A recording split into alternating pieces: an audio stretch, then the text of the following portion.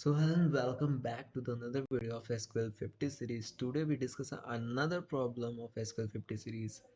Number of unique subjects taught by each teacher. So in this problem we have given a teacher table. In this table we have some teacher IDs, subject ID and department ID, where the subject ID and department ID is the primary key. Okay. Each row in this table indicates the teacher with teacher ID who teaches the subject with subject ID in the department of ID. Okay. Write the solutions to calculate the number of unique subjects. We have to calculate a unique subject each teacher teaches in the university. मतलब एक university में जितने teacher पढ़ा रहे हैं हमारे subjects, मतलब like हमारी यूनिवर्सिटी में जितने भी टीचर हैं वो कितने यूनिक सब्जेक्ट्स पढ़ा रहे हैं. Like I am going to the like मेरा कॉलेज है, उसमें मैं first year, second year, third year, fourth चारों ईयर में पढ़ाता हूँ as a problem solver.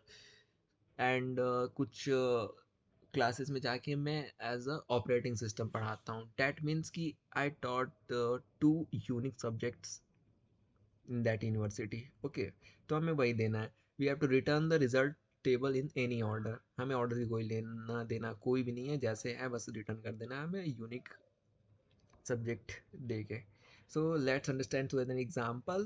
Teacher table where teacher ID 1 teaches subject ID 2, department ID 3, and teacher 1 is also subject ID 2 in department 4, and teacher 1 is also with subject 3 in department 3.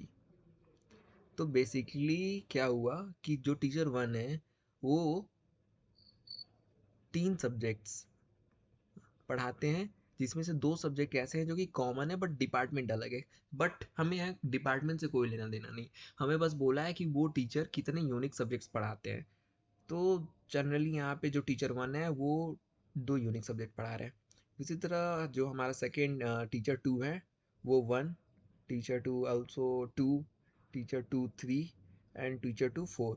मतलब 1 2 3 4 चार subjects पढ़ाते हैं teacher 2. तो teacher 1 count is basically हमें वही बता रहा है कि कितने यूनिक सब्जेक्ट पढ़ाया जाता है, जो कि 2 है. और टीचर 2 जो टीचर आईडी 2 जो है वो काउंट 4 पर है. तो यार बेसिकली कुछ करना नहीं है इस प्रॉब्लम में.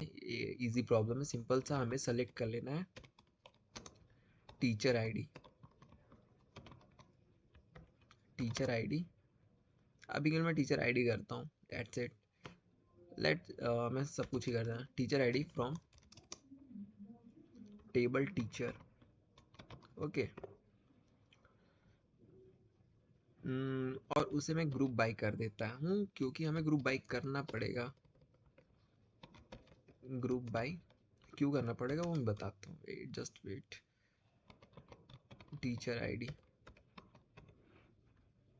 आउटपुट देखें क्या आता है, उसके हिसाब से फिर आगे का सोचते हैं.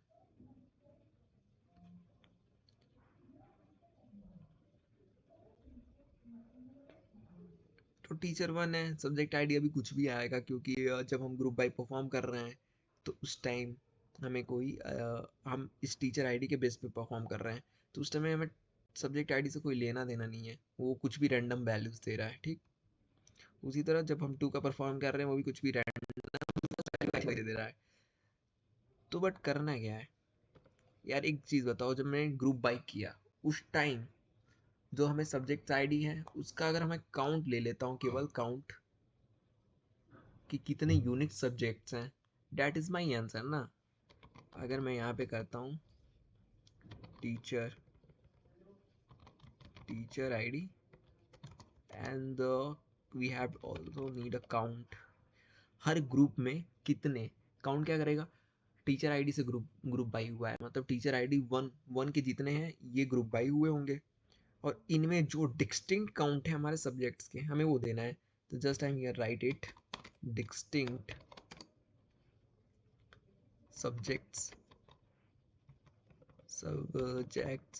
Subject ID from the teacher. जो इसमें डिस्टिंक्ट सब्जेक्ट्स हैं जो कि 2 हैं वो काउंट दे देगा हमारा, और जो इसमें डिस्टिंक्ट सब्जेक्ट हैं वो 4 हैं जो ये काउंट दे देगा, और इसे एज हमें चाहिए count, that's it.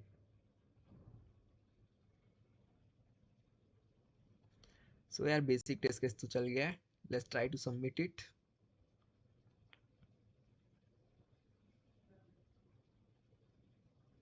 So yeah, it's completely solved. So I hope you understand it.